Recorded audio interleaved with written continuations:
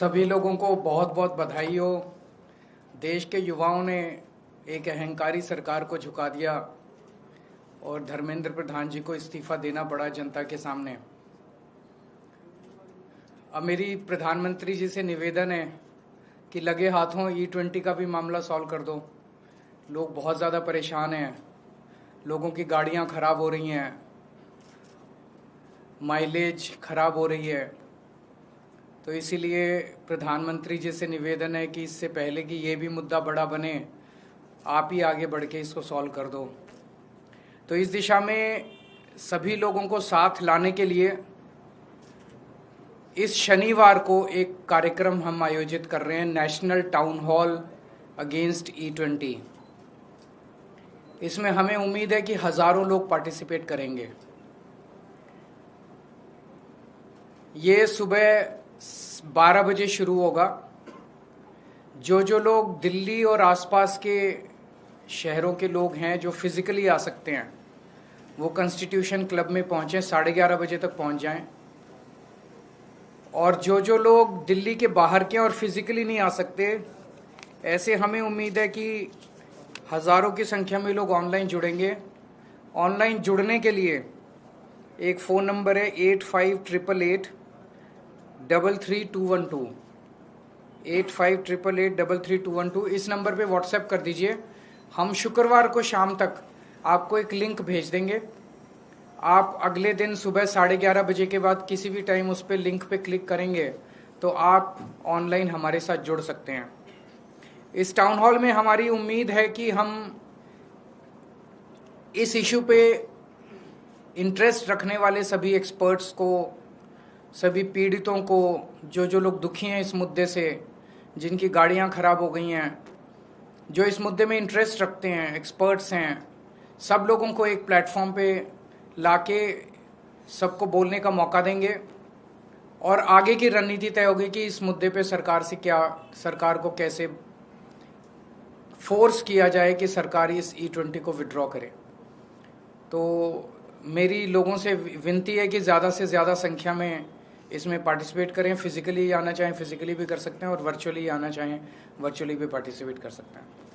अगर आपका कोई प्रश्न है तो आप बता सकते हैं। सर, आपने कहा कि इससे पहले कि यह मुद्दा बड़ा बने, सरकार से अपील की, क्या आप लोग नेशन वाइड इसको लेकर प्रोटेस्ट की? सब कुछ करेंगे। अभी ये शुरुआत है, बीच में हो गया था।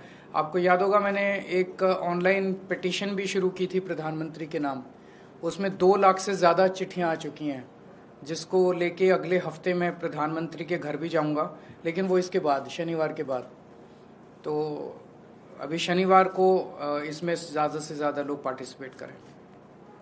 सर, अभी जो सरकार की तरफ से आश्वासन दिया गया था छात्रों पे कार्रवाई नहीं होगी, बिहार, पश्चिम बंगाल, कई राज्यों में पुलिस एक्शन दिख रहा है, वो सही नहीं है। इस तरह से अपने ही लोगों के ऊपर इस तरह से एक्शन लेना सही नहीं है। खासकर पूरे देश के सामने सरकार ने ये वादा किया कि हम छात्रों पे कोई एक्शन नहीं लेंगे, लेकिन अब छात्रों के ऊपर पुलिस कार्रवाई की जा रही है, मुकदमे किए जा रहे हैं, लाठीचार्ज किया जा रहा है। तो इससे तो यही लगता है कि ये सरकार झूठी है, जो भी बोलती है अपने बात पे कायम नहीं रहती है। सर, आज संसद में बिल लाया जा रहा है, कड़े कानून बनाने की बात की जा रही है, 5 साल और 10 करोड़। प्रधानमंत्री के पिछले 4-5 साल के स्टेटमेंट्स उठा के देख लो, सोशल मीडिया पे खूब चल रहे हैं। 2 साल पहले प्रधानमंत्री ने पार्लियामेंट में ही बोला था कि हम ऑलरेडी कड़े कानून बना चुके हैं। फिर जो 2024 का मास्टरमाइंड था उसको इन्होंने बड़े तामझाम के साथ गिरफ्तार करवाया। गिरफ्तार कराने की 3 महीने में उसको बेल करा दी, और अब पिछले हफ्ते CBI ने उसकी क्लीन चिट देके उसका मुकदमा वापस ले लिया। तो अगर नीयत ही नहीं है सरकार की, प्रधानमंत्री जी की नीयत ही नहीं है पेपर लीक रोकने की, प्रधानमंत्री जी की नीयत ही नहीं है माफिया के खिलाफ एक्शन लेने की, तो जो मर्जी कानून बना लो। कानून बनाने से क्या होता है? और अगर नीयत हो तो कानून तो ऑलरेडी बहुत है। अगर आपने उनके खिलाफ एक्शन लेना है तो ऑलरेडी बहुत कानून है जिनके अंदर उनको सजा दिलाई जा सकती है। लेकिन फिर भी कड़े कानून और बनते हैं तो हम उसका स्वागत करते हैं, उसमें कोई दो राय नहीं है। लेकिन पहले नीयत होनी चाहिए उनको पकड़ के जेल में डालने की, उनको कड़ी से कड़ी सजा दिलवाने की।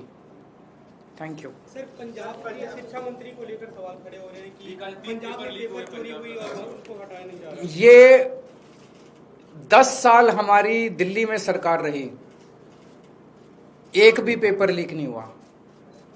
5 साल से हमारी पंजाब में सरकार है, एक भी पेपर लीक नहीं हुआ। ये बात इनको चुभ रही है बहुत बुरी तरह से, और ये देश के सारे देश के सामने है कि भारतीय जनता पार्टी के हर राज्य के अंदर पेपर लीक हो रहे हैं, और आम आदमी पार्टी की 2 राज्यों में सरकार बनी, एक भी पेपर लीक नहीं हुआ। ये जिस पेपर के बारे में आरोप लगाया जा रहा है, 2 सेंटर्स के अंदर कुछ बच्चे स्मार्ट पेन लेके अंदर चले गए, स्मार्ट पेन के जरिए उन्होंने बाहर पेपर की स्कैनिंग करके फोटो बाहर भेजने की कोशिश की ताकि बाहर से उनके आंसर्स आ सकें, चीटिंग करने की कोशिश की। वो 10-12 बच्चे जो भी थे वो उसी टाइम वहीं पकड़े गए, कोई पेपर लीक नहीं हुआ है। तो ये झूठा आरोप लगा रहे हैं पेपर लीक हो गया, पेपर लीक हो गया, क्योंकि इनके पास कुछ कहने को नहीं है।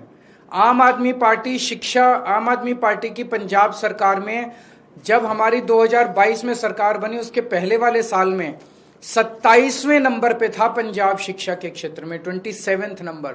आज नंबर 1 आ गया केरला को पीछे छोड़ के। तो जो शानदार काम शिक्षा के क्षेत्र में हुआ है उसको कलंकित, उसके ऊपर गलत वो आरोप लगाने की कोशिश की जा रही है। पंजाब से जुड़े एक और सवाल है, संगरूर में बीजेपी ऑफिस पर पेट्रोल बम से हमला हुआ है, ये खबर सामने आई है। वो लोकल लेवल पे देख रहे होंगे, मुझे इसका खास आइडिया नहीं है।